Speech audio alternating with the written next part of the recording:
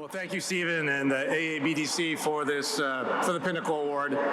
It's truly an honor and a privilege to be here tonight with all of you, and with my co-awardee, Karthik Narayan from Accenture. I would also like to congratulate John Wong for having the vision to form AABDC, and more importantly, the perseverance to bring it to the prominence it has received today after 30 years. So let's give John a great round of applause. Thank you, John.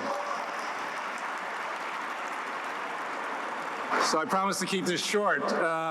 So achieving success in one's life and career is really only possible because of the people that made that journey possible. So from a professional standpoint, I've had many mentors and peers who were crucial to my success. But family has been one of the most important ingredients, and I think that's probably true for many of us. Without a doubt, my wife, Shauna Yen, has been my biggest supporter, my confidant, and my life partner as we navigate the challenges of a dual career and raising 4 wonderful children. One of whom is here today. Catherine is over there. Unfortunately, Ryan and Anna and Mary Beth are all at school. So I was born in a small town in Taiwan where the idea of running water was you ran to the pump and you moved the arm up and down. That's how you got running water, right? So in the span of my lifetime, I've been privileged to journey from this very third world environment to the pinnacle of what mankind has to offer today, which is, of course, a black tie event in New York City with all you fine people. Right? My story follows the quintessential Asian American path that many of you have also taken. The first generation, like my parents, are defined as those who were born in a foreign country that came to the United States as adults. They were often the best and the brightest. They were often the ones who wanted more for themselves and their children. And they were often the ones who were able to adapt the best. And like many first-generation immigrants, my father was the first in his very extended family to go to college, and also the first to get a PhD. The second generation are defined as those who were born in the U.S. to that first generation. And they often exemplify the high expectations put upon them by the first generation. And without a doubt, they've really done that really well.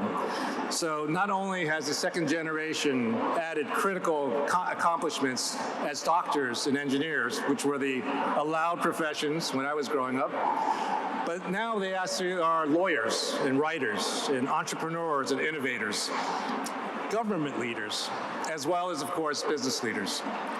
But there is another experience that my daughter Anna pointed out to me that's between the first generation and the second generation, and that's the 1.5 generation.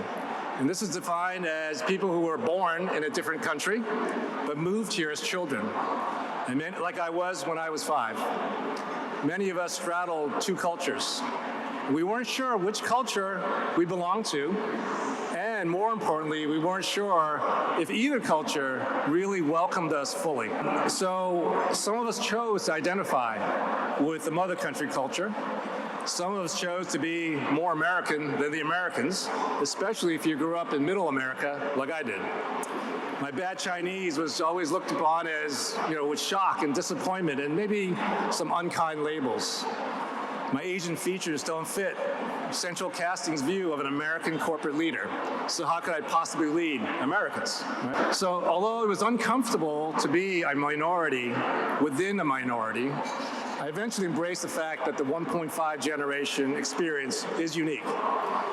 And while it might have been more difficult to be excluded by the majority and the minority, I found that in the end, I appreciated that these experiences were really how I learned to really appreciate my teachers, my mentors, my best supporters who came from these same groups. And most importantly, I learned how their support motivated me, empowered me, and made me want to emulate that behavior.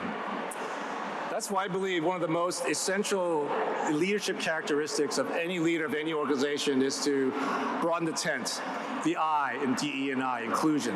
In other words, make that tent bigger for everyone. It's very simple. When we feel welcomed for who we are, we give more. We go that extra mile. Our teams make better decisions because all the different viewpoints are welcomed. And when done correctly, I've seen this lead to incredible business success. The company I lead, MKS Instruments, gave me that opportunity to succeed based on capability matched with what the company needed at the time. MKS operated, when I thought about it, operated on a principle of equal opportunity, fairness, and welcoming new people and new ideas long before it became fashionable. So when I joined MKS 15 years ago, we were $700 million in revenue, 1,800 people. Today, we're $3.5 billion with 10,000 people, located, more importantly, globally distributed, evenly. So while MKS it may not be a household word, one of the things that's important about MKS is that we are one of the most foundational technology providers that enable the entire electronics industry. So you may not have heard about MKS until this today, but you probably heard about AI, artificial intelligence, and all the great things AI enables us to do, like develop drugs, like write computer code, or like write acceptance speeches for Pinnacle Awards.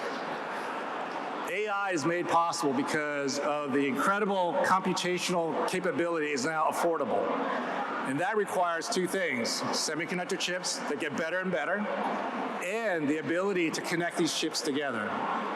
MKS products are in 85% of every piece of equipment needed to make every chip in the world today. 85%. In addition, MKS addresses 70% of every step needed to make all the interconnecting packages that allow these chips to talk to each other. No other company in the world has that breadth of solutions. There's a bunch of MKS folks here. I want to thank them, call them out, and congratulate them, as well as all employees of MKS, past and future, and present, for this awesome accomplishment. So, it's a privilege and honor to accept this award on behalf of all those who helped me on my journey. Let's make the tent bigger and more inclusive. I believe it is the most crucial attribute to the long-term success of any organization, as well as the long-term success of the country we all now call home. Thank you very much.